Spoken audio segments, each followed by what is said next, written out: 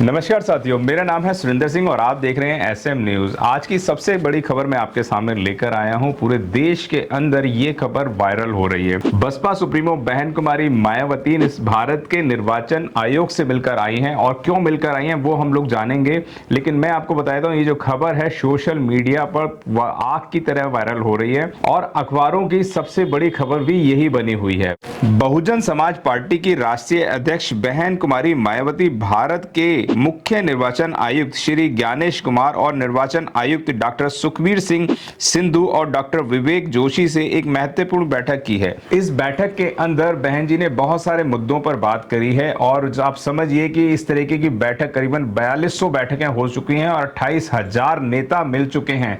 लेकिन बहन जी अभी तक मिलने नहीं गई थी। लेकिन बहन जी 2027 के आगामी चुनावों को देखते हुए बहन जी ने निर्वाचन आयोग से सीधी बैठकर बात करी है। सतीश चंद्र मिश्रा भी आप स्क्रीन पर देख रहे हैं, वो भी साथ में नजर आ रहे हैं।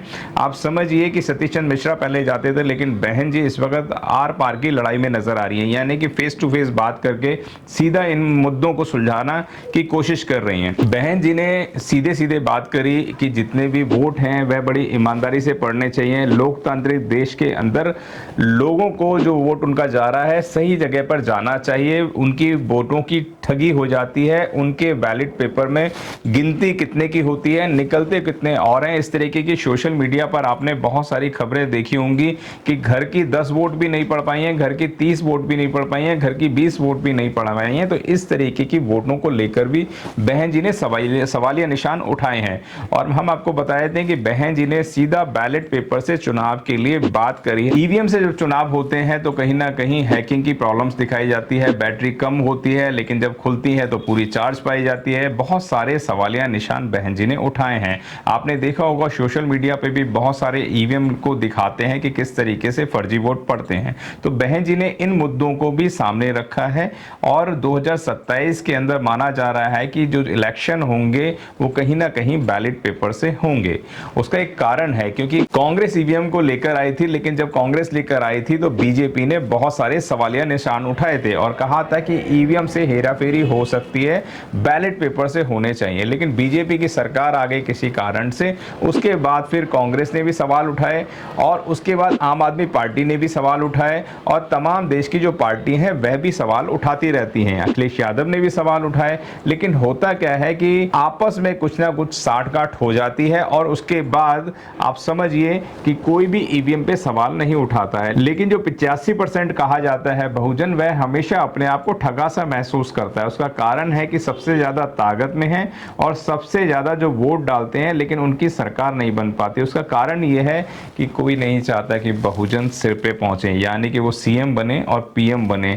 लेकिन बहन जी इस वक्त बिल्कुल फ्रंट पर आकर बात कर रही हैं। आप समझिए कि बहुत सारे पार्टी के अंदर बदलाव भी कर रहे हैं, युवाओं को भागीदारी देने का काम कर रहे हैं, महिलाओं को आगे लाने की बात कर रहे हैं। आपने देखा होगा पुराने चुनावों के अंदर भी बहन जी ने इंदु चौधरी को टिकट देने का काम किया, प्रोफेसर रितु को चुनावों में उतारा। तो बहन जी महिलाओं की भी एक बड़ी भूमिका लेकर आ रही है। बहुत सारे युवाओं को भी बहन जी ने इस वक्त टिकट देने का काम किया। दिल्ली के अंदर पूरे कैडर को ही उतार दिया, ताकि कैडर के लोगों को शिकायत रहती थी, कैडराइज लोगों को, बहुजन लोगों को, या संघर्षशील लोग हैं जो इन्होंने पार्टी के अंदर बहुत समय काम किया है, वह लोगों को टिकट मिलना चाहिए। दिल्ली के अंदर तो ऐसा ही रहा कि तमाम लोगों ने जमीन पर उतारा। तो बहन जी ने नए नए एक्सपेरिमेंट करके देखे हैं, बहुत सारे एक्सपेरिमेंट करके देख लिए। लेकिन बहन जी इस वक्त समझ गई हैं कि किस तरीके से सत्ता तक पहुंचा जा सकता है। हम आपको बता दें कि बहन जी कभी भी इस तरीके की मीटिंग्स में नहीं जाती हैं, आमतौर पर इस तरीके की सरकारी बैठकों में भाग नहीं लेती हैं। उनका इन बैठकों में स्वयं शामिल होना इस बात का दर्शाता है कि बसपा इस समय भारत की चुनाव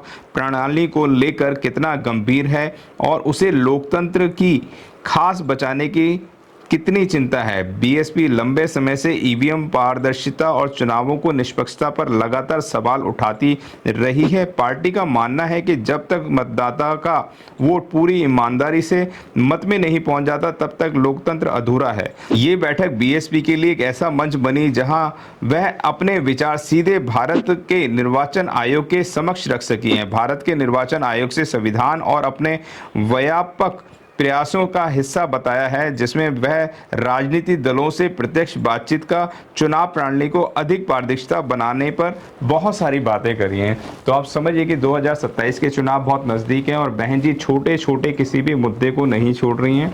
राजनीति के अंदर आपने अभी देखा कि एमपी के अंदर बहन जी ने उनके एक इशारे पर पूरा जो है एमपी नीला का नीला हो गया था, ठीक है ना। और बिहार के अंदर भी आपने देखा कि रामजी गौतम ने किस तरीके से कहर बचा रखा है, यानी कि बिहार के इस वक्त चुनावों के अंदर भी अच्छे परिणाम आने के कहीं ना कहीं संकेत मिल रहे हैं। और 2027 तो बहुत गंभीर है। आकाश आनंद जमीनी स्तर पर अभी कार्य करने शुरू कर चुके हैं और जितने भी पुराने साथी थे मैं आपको बता देता हूं, वह भी इस वक्त कैडरों को मजबूत करने पे काम कर रहे हैं।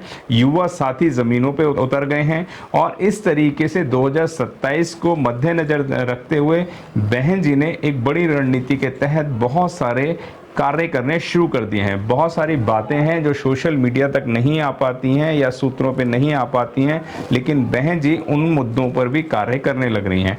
2027 के चुनाव बहुत नज़दीक हैं। तमाम सूत्र ये बताते हैं कि बहन जी अभी इसके ऊपर और भी ताकत लगाने वाली हैं, चुनावों को लेकर, ईवीएम को हटाने को लेकर। अब क्या बसपा धरने प्रदर्शन करेगी ईवीएम को लेकर, या चुनावों के अंदर अपने आप या और पार्टियों को साथ में लेकर क्या चुनावों का बहिष्कार करेगी? आपकी राय क्या है इस वीडियो के बारे में, वह हमें कमेंट बॉक्स में अवश्य लिखें। अपने विचार हमारे साथ साझा करें। अभी तक आपने हमारा चैनल सब्सक्राइब नहीं किया है तो सब्सक्राइब करें, बेल आइकन अवश्य दबाएं। मिलते हैं अगली वीडियो में।